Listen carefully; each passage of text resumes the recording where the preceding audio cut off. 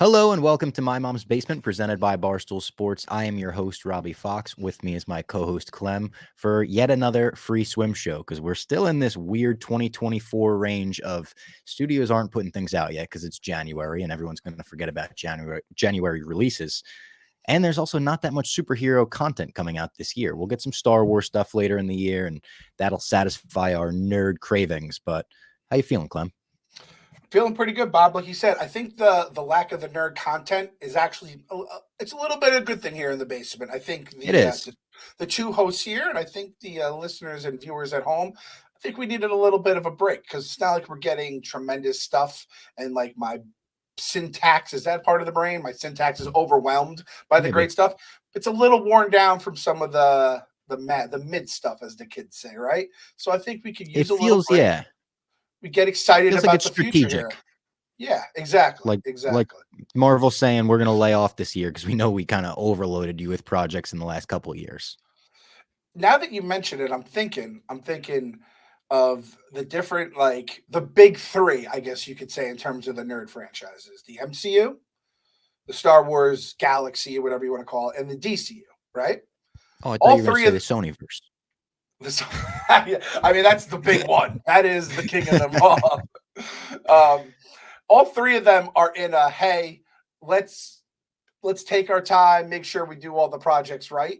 Not one of them is like we're on a hot streak. Everyone has like an L, like a 2 game losing streak, a 3 game losing streak, a 5 game losing streak. That's not great. That's not great. So I'm Yeah, happy we could kind of take a break here and be like, hey, you guys get adjusted. We're just gonna free swim, talk it up, chat it up in the basement, probably go to some weird places. I think I'm all right with that.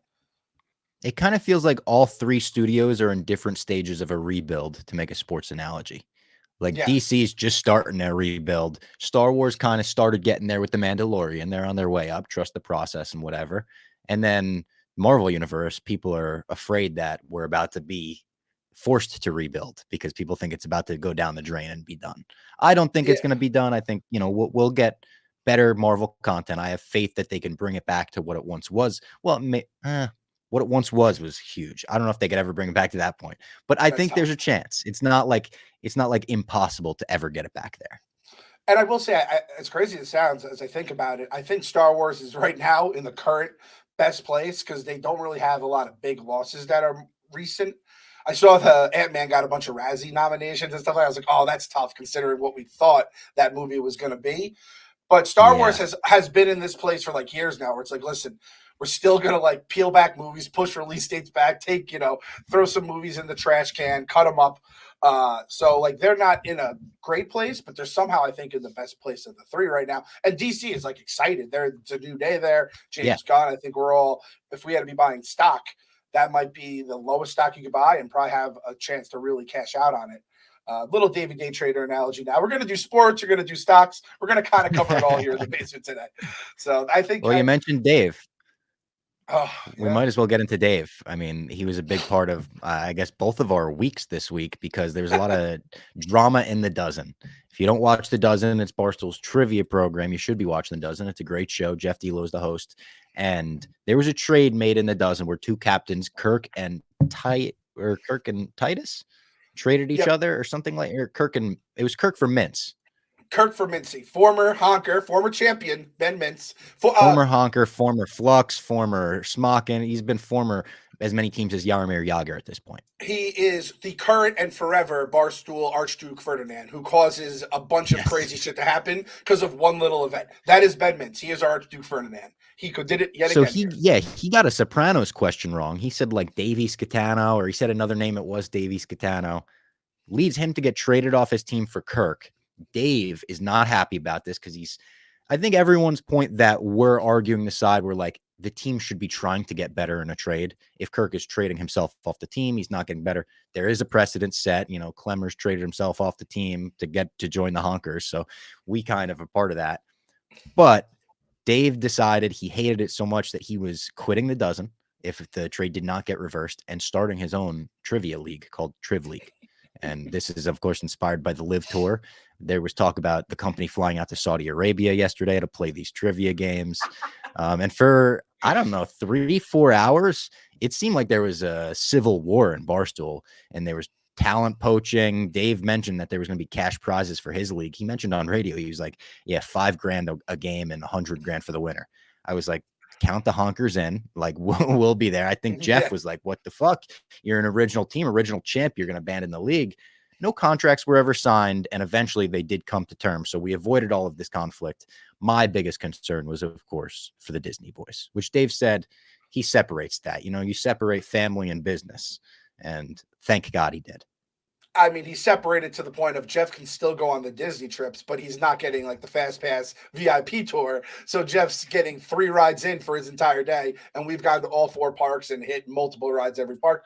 It would be a much different experience for Jeff D'Lo, and you know that would kill him. Be like, Jeff, we actually just got to go on like the new ride that hasn't even been launched yet. What were you doing? He's like, I was waiting 4 hours for Space Mountain to ride that 1,000th time in my life.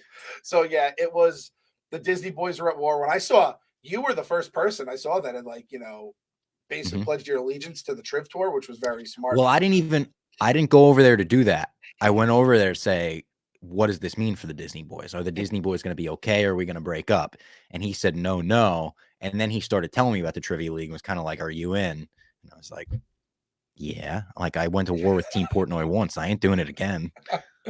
Whenever the Mets had like a 3-game losing streak and then all the Frank stuff comes up, Frank was right. And Dave's the only text I get from Dave essentially are dozen related or like, hey, Clem, I don't know. He did say that the Mets were going to not win the World Series. I'm like, wow, what a crazy thing to say. The Mets aren't going to the World Series this year.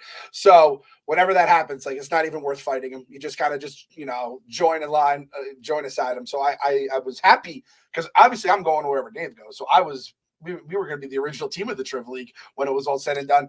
That was a very fun, what was that, Tuesday night? I'm just sitting on my couch, literally nothing going on. I'm just dealing with the kids. And then I get a text from my guy, Joey Langone, it was like ZD with a sad face. I'm like, what? I go on Twitter, I don't see any mentions. And I'm like, let me check Dave's page. And I'm like, oh boy, this is going to be a thing. I mean, I have a fucking trip to Vegas in 2 weeks here. So and then I didn't have a trip to Vegas for about 24 hours. I got the booze ponies trying to take my trip to Vegas, trying to take my airplane. Most importantly, trying to take my morning with no kids in the house away from me in a hotel in Vegas. I'm not a gambler. I don't do any of that crazy stuff.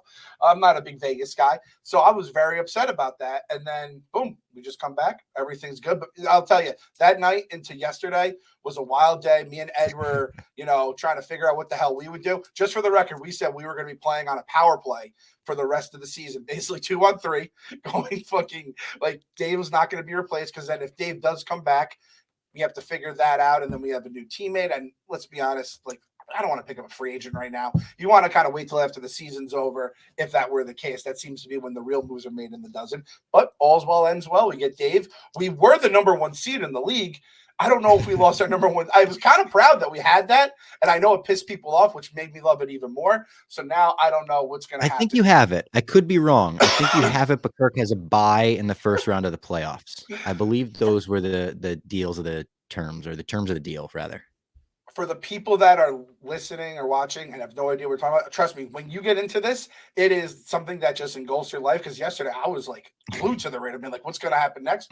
If I didn't know what was going on, it's like listening to someone else telling the stories of their fantasy football league about all the crazy stuff that's happened. Years ago. That sounds fun, guys, but I have no clue. It's an absolute. It's gonna. ZD, I feel like we have a little bit of a target on our back now. We did try to basically stage a coup, so I'm going to be very interested to see. And Jeff D'Lo, known to be a little bit of a grudge guy, I think. So I'm going to be interested. We were told that our questions are always easier. I feel like Jeff's going to like give our questions in Latin now, and we're going to have to learn like a dead language in order to even understand the questions and answers. You did have my favorite tweet in the whole saga too. So what? No fucking ZD now? That was so good. That was the perfect meme usage. I think, was it Kyle Timms from Barstool who said, like, they're going to teach a class one day of how to use a perfect meme and use this as an example. It was so good. Yep, I tweeted that out, and I said, you know what? I'm just signing off for the night. That's good. That's as good as it's going to get. That's the only statement I have. I'm not going to, like, chase it. Just let it go. Go to sleep now. And then when ZD got pulled back in, you also fired off another Sopranos tweet, which I loved as well. You kind of looped it in. It's like poetry. It rhymes. Yeah, exactly. I'm not an artist at much. I am good at internet memes on a fucking shitty platform that is slowly ending the world. Our boy Cons, like, there's layers. I'm like, you know what else has layers, Cons? ziti. He's like, whoa.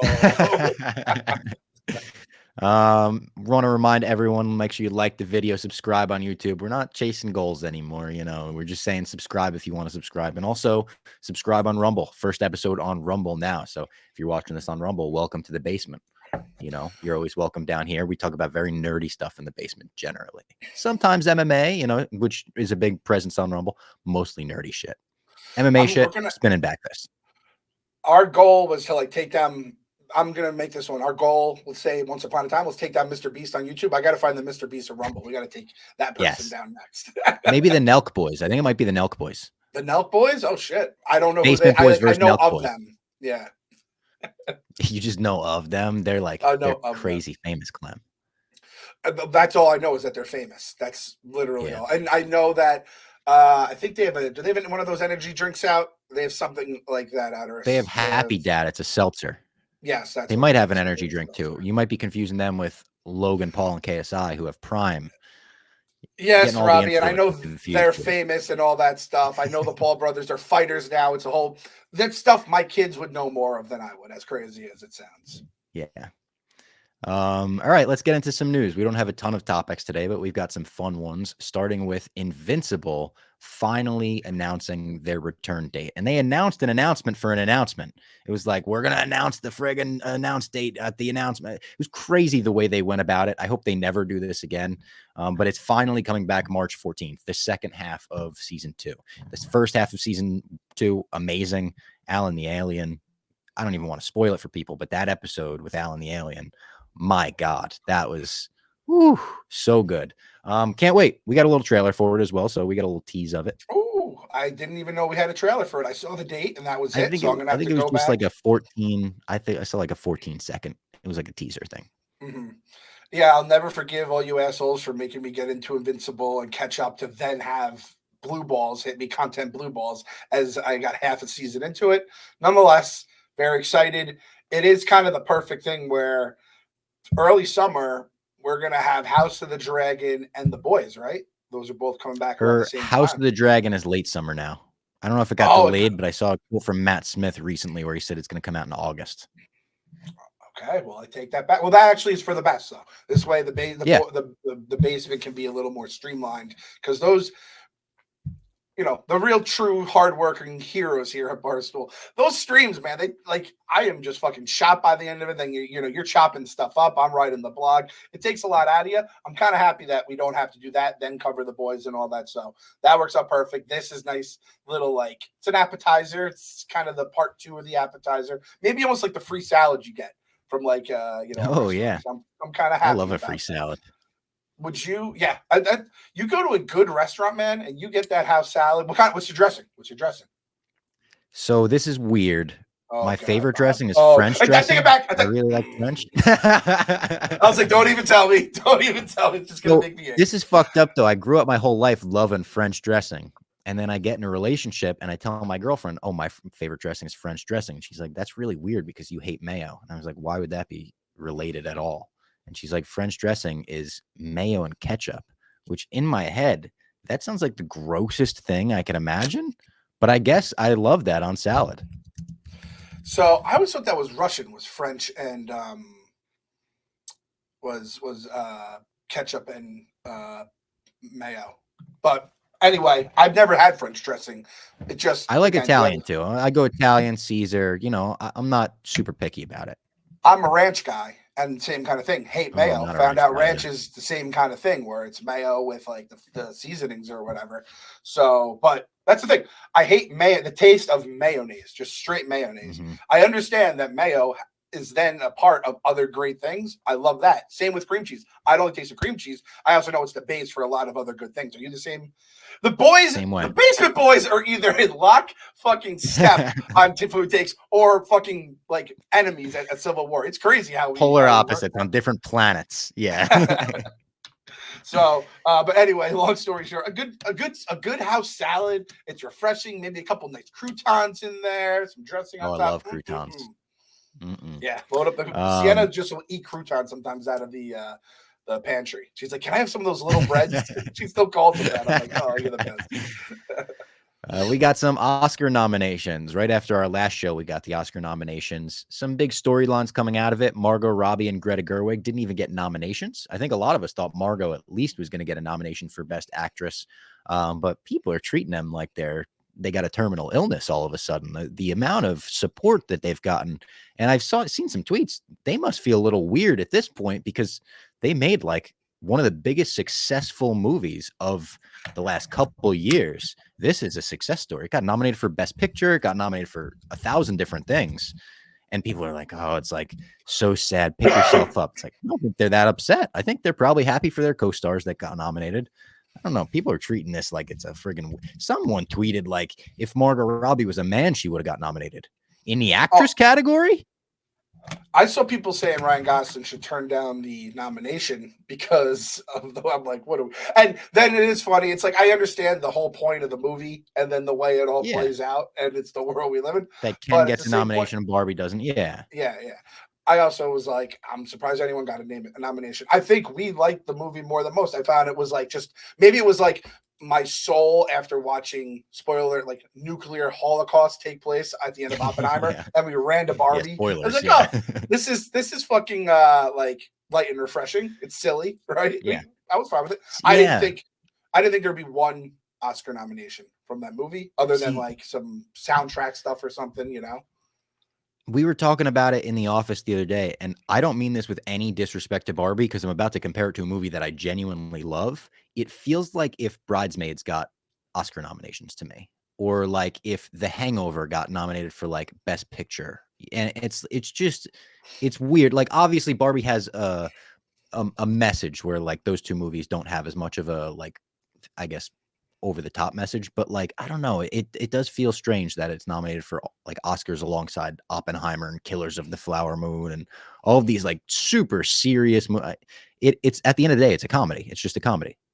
And at the end of the day, this is how I kind of like just like set and like don't get outraged about anything because Teenage Mutant Ninja Turtles did not get nominated for Best Animated Picture, and I have that on my list. I saw nothing but red. I was furious, right? Then I go back. I'm like, Endgame got like Best Visual Effects was the only thing it was nominated for. And that movie, like, you could tell me Endgame should have had someone nominated for something based on how well they wrapped everything up, the emotions you felt during it. It's one of the greatest like endings, stick the landing moments in like cinema history. And yeah, I use cinema. I'm using a fancy word there just to show you how serious I am. And like nothing. So it's like if people are going to be upset about Barbie getting nothing. Talk to me about Endgame. Talk to me about Robert Downey Jr. I think fucking Thanos should have been nominated for award. The character Thanos, not even just Thanos. Well, they had, I think, the 2002 Oscars. I saw a video this week. They animated Shrek and Donkey like in suits into a couple shots to make it look like they were sitting there.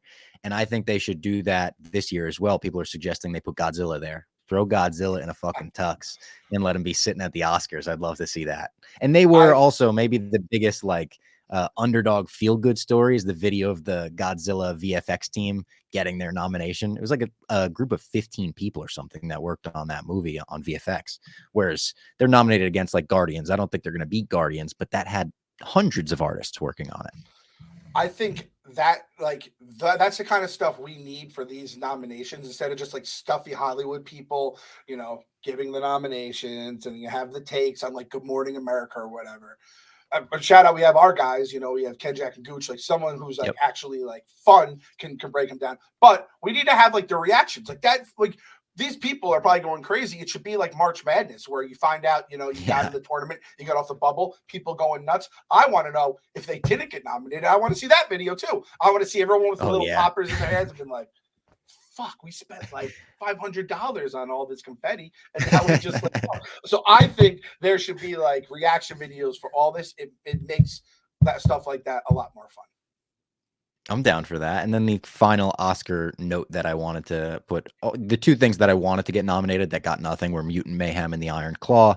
But the one thing that made me happy, he's not going to win, but John Williams received his 54th Oscar nomination, a record 54 Oscar nominations for Indiana Jones and the Dial of Destiny. I think this one's a shoe-in for Ludwig, but it's just nice to see the guy still getting noms at like 90, 91. Didn't he like just say he's not retiring? Like there was a report Yeah, came out and said he's like, no, I'm not fucking retiring. There, he did that. I'm not fucking leaving. I'm not fucking leaving. They there was a movie. I mean, I couldn't even pick it out. There's just so many that I was watching the other day with my wife, and she's like, "Man, the music is really good." And I'm like, "That's just John Williams, honey. Like that's just what he fucking does." And Yeah, I mean, we are so fucking like privileged. I think it's one of those things that we won't even realize it till God forbid one day, like 20 years from now, like you know who would have fucking made this movie so much better? A John Williams score, right? Like you can't even, you don't even acknowledge how fucking incredible it is. So yeah, just what was it? 54 nominations. 54 nominations and a shockingly low amount of wins, to be honest. Like he didn't, I think he has under 10 wins maybe. And it's like, he didn't win for friggin', he might have been nominated against himself for Jurassic Park and Schindler's List. I think Schindler's List won in 93. He went back to back with Jaws and Star Wars, I'm pretty sure, which is a crazy one too. Crazy. Didn't win for the first Raiders of the Lost Ark, which shocked me. Like that's one of the most iconic themes in all of movies, cinema, as you referred to it. Cinema, yes. So yeah, if you look down his Wikipedia list of wins, you'll be shocked to see which scores that are so iconic didn't actually win the awards. It's weird. He's almost probably, I feel like LeBron or Michael Jordan, where it's like you think they won more MVPs, and it's like I think at some point they just get sick of giving it to the guy who's like, yeah, you know, if the movie was they just changed his name in the credits and like, oh, this guy is awesome, fucking Mike Smith, and then Mike Smith just wins the awards, and then John Williams like, yeah, that's my like pen name right there, that's my fucking alias. I think that would just show like. The guy's just a fucking bad. But you know what? Everyone would be like, no, that's bullshit. That's John Williams. It's like when Michael Jackson was on The Simpsons. Like, I know this shit is fucking John Williams. This shit is too good to be anybody else. He shows up at the Oscars like in Dave's Super Bowl disguise, like an I Heart the Academy hat and a mustache. Speaking of the Super Bowl, that's coming up, and you can get tickets to it on Game Time. If you're looking to go to Las Vegas, maybe you see the dozen with Clem and Ziti, then go to the Super Bowl at Allegiant Stadium. I've been to Allegiant Stadium. They call it the Death Star, actually, and it's awesome. I went there for SummerSlam with a bunch of the guys from Barstool. So good, and Game Time is the best place to get tickets to make sure you're in the building. You won't have to worry about buying tickets to your next event because they're so fast, so easy. Get tickets to sports, music, comedy, theater events. We've all used Game Time at Barstool. It's such an easy app to use, such an easy website to use. You can get flash deals, zone deals, last minute tickets. You can get tickets up to like an hour after the event starts too. So prices will drop and whatnot. And you buy your tickets in 2 taps. You could send them to your friend, so you don't have to go in together if you're going, but separately. And it takes the guesswork out of buying tickets pretty much. Download the Game Time app, create an account, and use code MMB for $20 off your first purchase. Terms apply. Again, create an account and redeem code MMB for $20 off. Download Game Time today. Last minute tickets, lowest price guaranteed. Game Time's the best. I need the Giants to make the damn Super Bowl because I get the trip out there for the dozen, and then I would just have to get a hotel for like another night or two, and then I'd be able to watch my team in the Super Bowl. Just need my team to get there, but I'm going to use Game Time whenever that does happen. Might be 20 years from now. Hopefully, ZD is still in the dozen by then. You didn't go to either of the Patriots Super Bowls, did you? No. First one I think was LA, which was like pandemic Super Bowl. One of the it was still like pandemic times. I remember. It wasn't the pandemic. I'm talking Giants Patriots. Oh no! I tell you, my Patriots like the more recent ones that Dave went to. No. I think going to a Super Bowl, your team loses, is one of the saddest feelings you could ever experience, right? Because Max basically did that last year, right? Yeah. And I would be fine with it. I could live with it, other than the money part would hurt. But those at least the first Giants Patriots Super Bowl, like I was gonna be like, oh yeah, let's just go out, spend a God knows how much money to go to Glendale and face a 18-0 Patriot. For the people that were able to do it, I couldn't afford it either. I was still making like an entry level job, but yeah, that would have been incredible. I would have been Super Bowl is on the top of my list. I think that's one thing I'd love to just see in person once. It's kind of like seeing the ball drop in Times Square. I'd love to do it once and then probably never do it again. There's so much. The ball drop in Times Square, I don't have that feeling for whatsoever. That seems like a nightmare. No. It's also like, I think I grew up with that being a big deal. It's so much not a big deal now. It's so funny too. Yeah. I saw the there was an Applebee's. Did you see that Applebee's deal they had going on? It was No. like $300 a person or something, and you get like open buffet, I think drinks, a DJ per person. And it was so funny. You could tell everyone who was not from New York was like, "Oh my God, that's so much money, blah blah blah." And everyone from New York was like, that's really not that bad when you think about it. You're already going to an open bar, you blah blah blah." And it was like Tale of Two Cities for sure. Yeah. Deadpool 3 has wrapped filming. Ryan Reynolds and Hugh Jackman both put out cool statements about it. Ryan Reynolds put out like a picture of the Deadpool suit covered in blood and sweat and God knows what.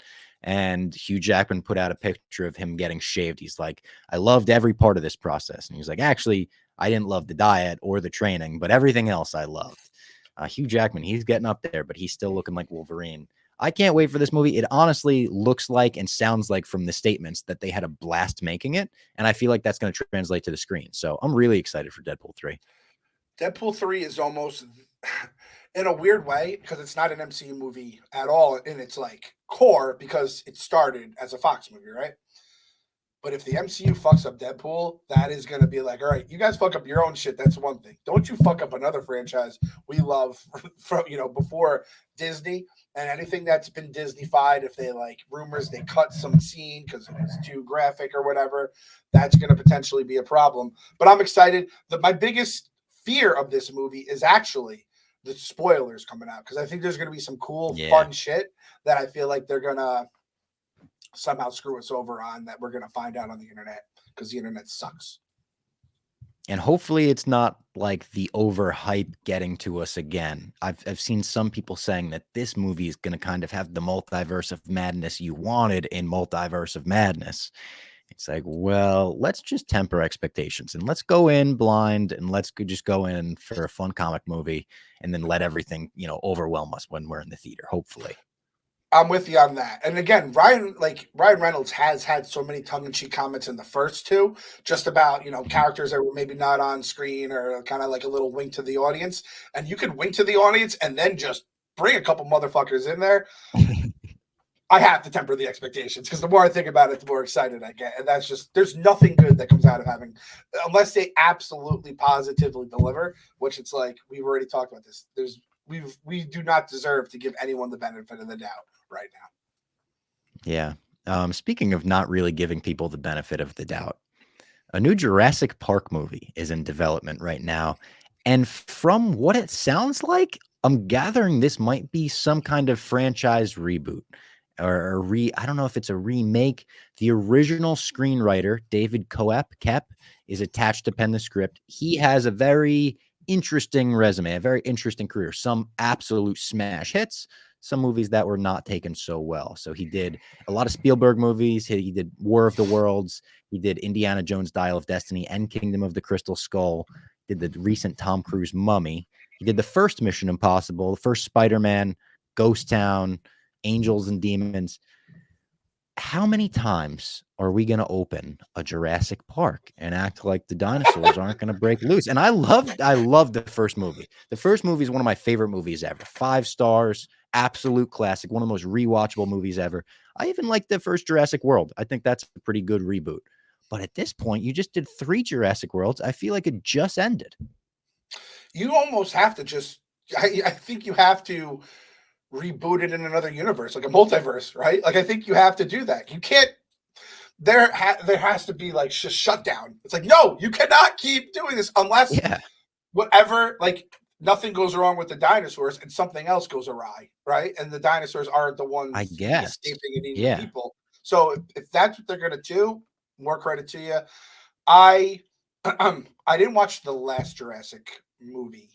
I watched the one before that, I believe. The one where like they were like buying dinosaurs in like an underground, like it was like an underground auction kind of thing. That was 2 ago. That was 2 Jurassic Parks ago, right? And I watched that movie. That was, I remember, I think that was a Movie Pass movie just to give you a timeline of where we were in the world. That was back. So I was like, at least I didn't really pay for this movie.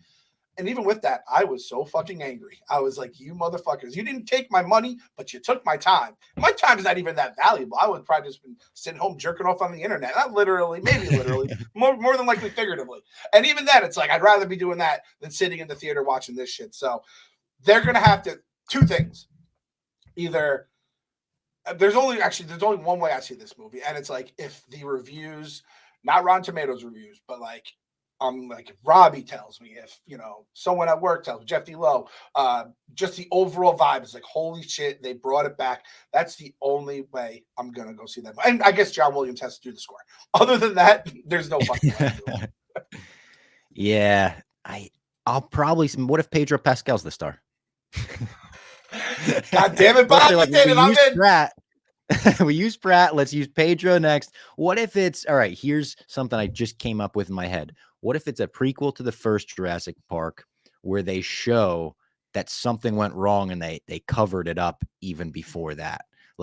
But you also, I'm thinking of Godzilla -1, and I'm like, that was ultimate monster movie, perfect. How do you do it where it's just one dinosaur this time? It's like half a Godzilla movie, basically. But yeah, but like just the T-Rex. That's the only dinosaur you're getting. I'm in. You can fucking get Sam Jackson in there, DH him, make him the human. He's still alive. They already have his de-aged like scanning features from Captain Marvel. It looked great in Captain Marvel. True. This could work. Either that or in between the first and the second movie, just everything that happened at the park. There's ways to make that work. I don't think you can, on the timeline, chronologically, be like, all right, we're picking up from where we were. You either have to go to another universe or you have to go back in time. I'm with you, Bob. The second and third movie kind of stink. So maybe you could just like remake the second and third. Like with the Halloween movies recently, they were like, pretend like Halloween 2 didn't happen. This one is the new Halloween 2. What if you're like, pretend like Jurassic Park 2 didn't happen?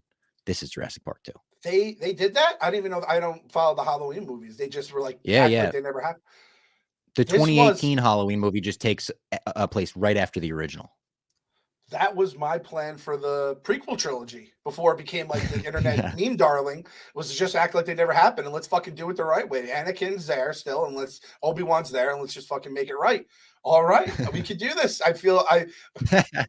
To people of Jurassic Park, if you're listening, Pedro, you're gonna definitely be the star of it. If you're watching, let's fucking do this, man. People at Rumble, fucking, you guys have to have you have to know someone in Hollywood. Let's get it done.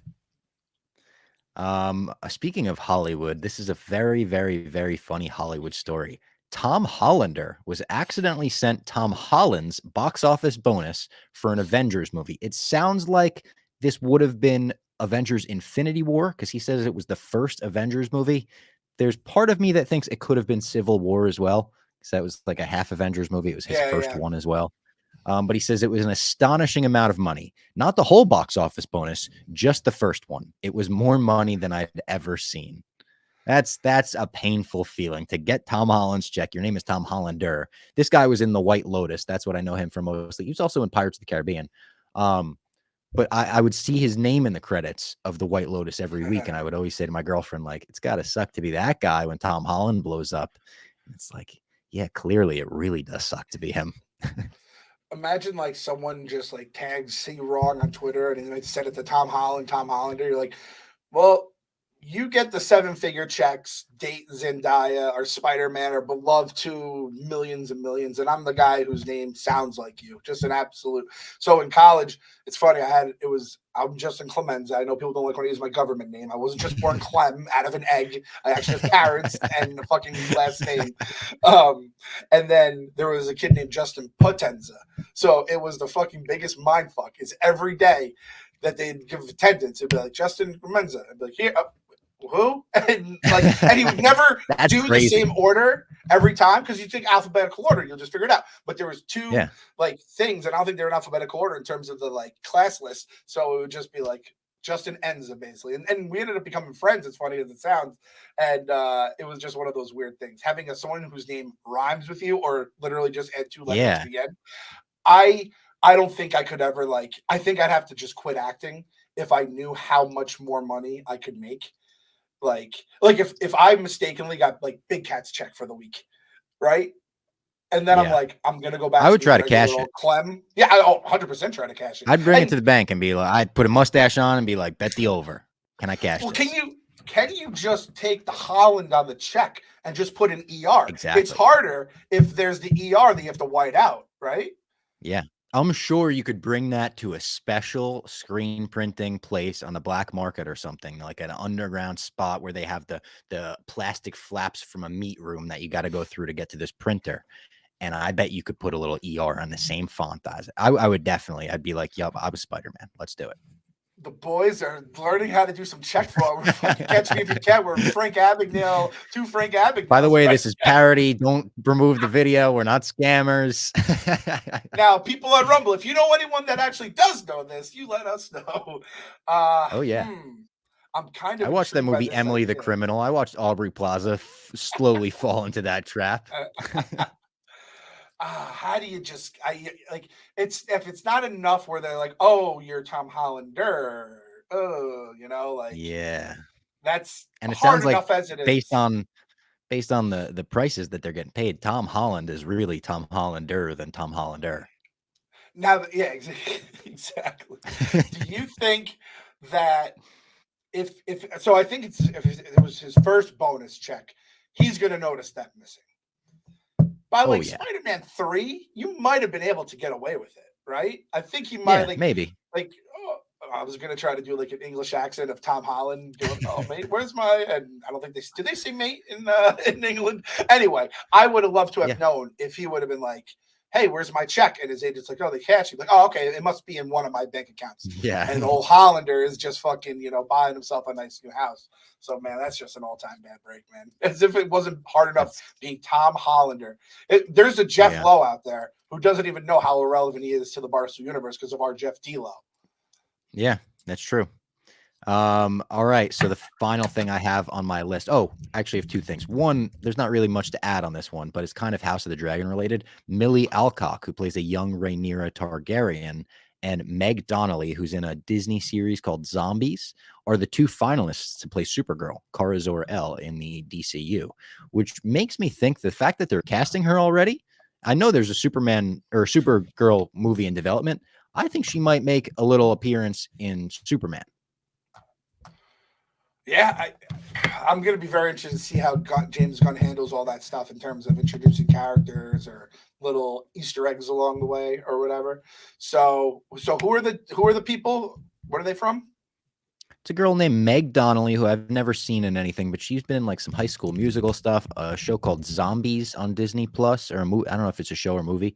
But she looks like she could be like a Supergirl type. She's like big eyes, like comic booky. And then Millie Alcock, who we loved in House of the Dragon, the young Rhaenyra. Obviously, from just knowing her prior work, I feel like I would prefer her. But I don't know, Meg Donnelly. She could be great. Yeah, Millie Alcock. I know the name, and then I have to think of what does she look like in 2023 though now, because see Millie Alcock. All right, yeah. Looks the same, pretty much. Pretty similar. Yeah, exactly.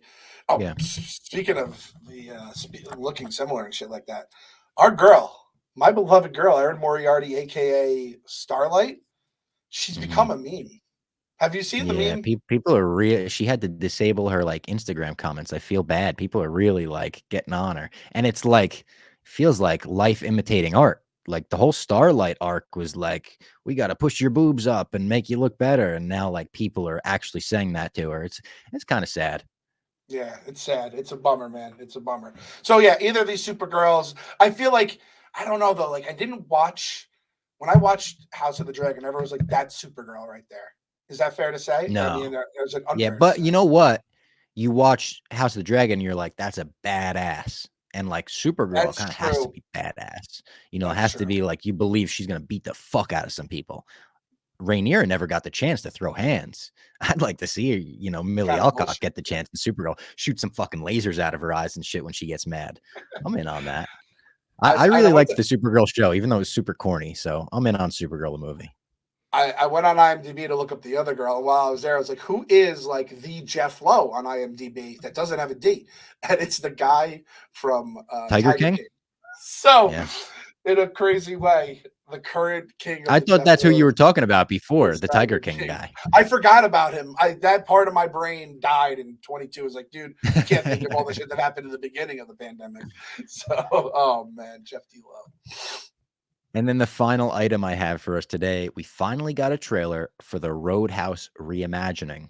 They're not calling it a reboot or a remake. They're calling it a that. reimagining. They're changing the story, obviously, from the original. The original Patrick Swayze Bouncer, classic movie, which I have seen. A lot of people in the credit or in my comments were like, "You got to watch the original if you've never seen it." I have seen it, and it's an all-time like '80s classic. That gets the whole vibe of that.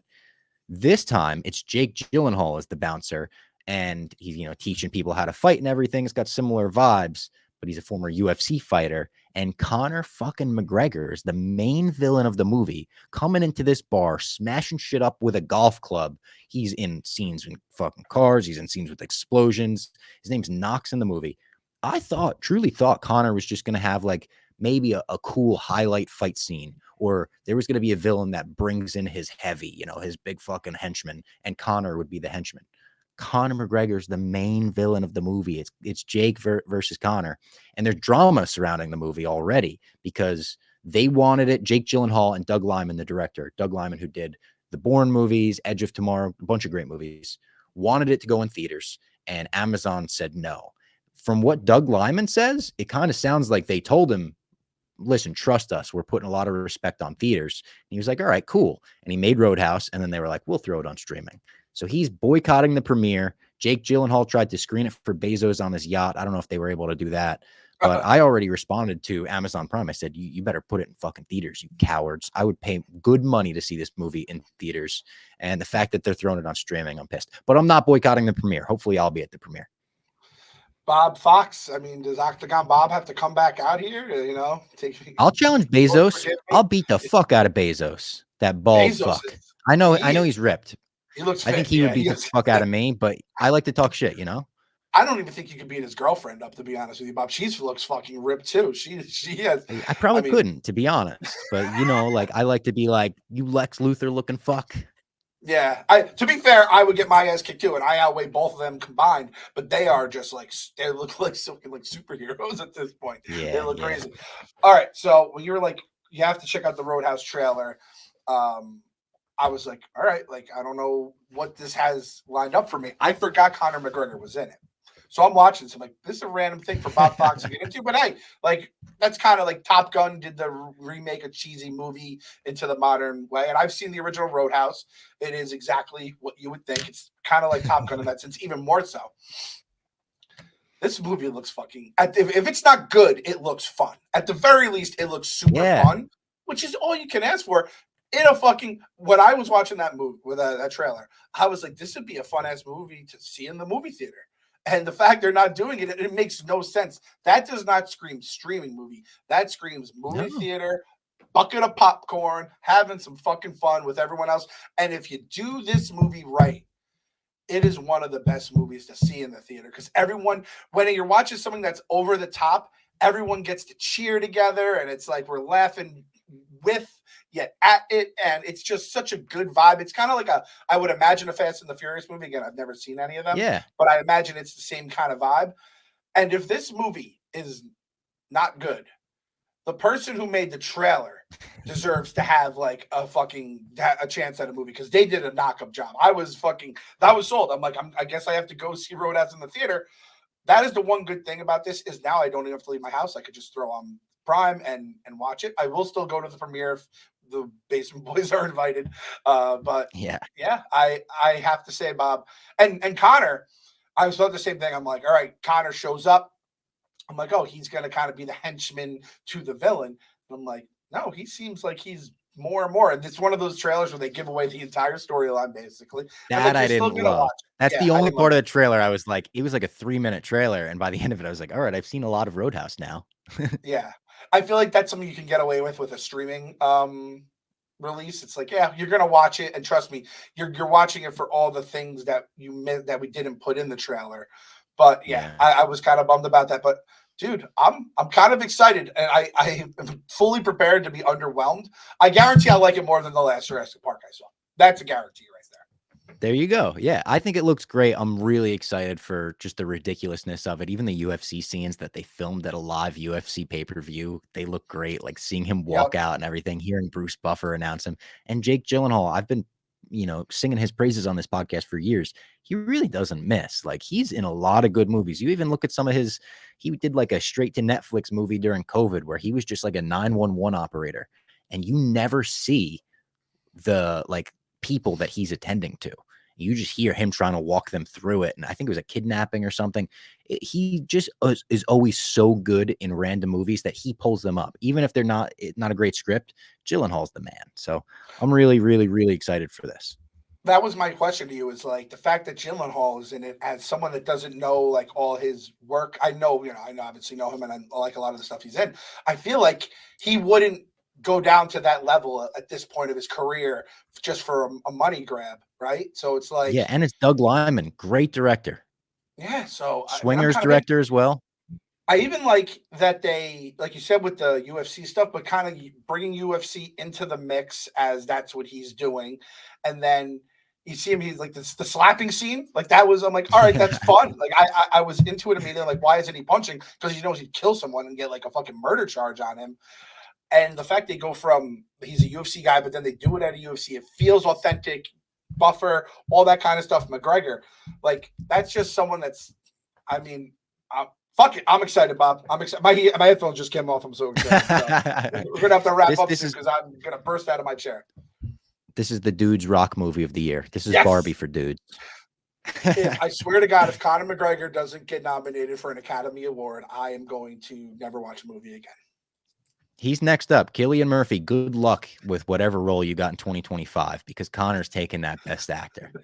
All right. Thank you, everyone, for listening. A bit of a shorter episode today, but I got to go hop on a jet to Rough and Rowdy, which will have happened by now by the time this episode comes out, but the replay is available for a full week. So get it on Rumble, get it on YouTube. It's going to be a great card. Very excited for it. Great main events, full commentary crew. It's going to be fun. You'll be watching Clem? Supporting the basement boy? Of course, Bob. I watch every Rough and Rowdy. It's so crazy to think about the first Rough and Rowdy when they had like the watch party at the office. Wasn't like Riggs rooting against Hank or something like that. He was the only guy. Riggs, not Riggs. Riggs. Riggs. Yeah, I don't want. Yeah. I meant to say Riggs. I was thinking Riggs, but I said Riggs. Riggs was taking. You want to talk to Dozen? He was taking some fucking stray, like bazooka shots at him. Yeah. But that was like such an all-time great moment. I'm going to call it right now. It's the day after the event, but I swear when we're recording this before 7th fight, best fight of the night, knockout. Calling it now. Oh, I love that. Let me look at the call sheet right now. Let's see what the 7th fight of the night is tonight. It's going to be Joseph the Hammer Brunel versus Colton Fathead Furtado. 2 Massachusetts guys. 230 versus 265. Big boys. Oh, I was thinking the Hammer. You have a hammer, and that big old fat head is his like target. Boom! Knockout. 7th fight of the night, KO. Guaranteeing it right now. G word and all. All right. Can't wait. Thank you for listening. We'll be back next week for another podcast. We got a hashtag for the people this week. Some Roadhouse related. I was going to say French Fox. You little French dressing. French Fox. I like that. Hashtag French Fox. Yeah, I like that. It's so random. Someone sees it. They're like, what the fuck?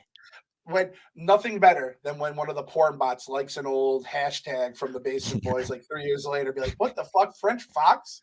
That was from 2024.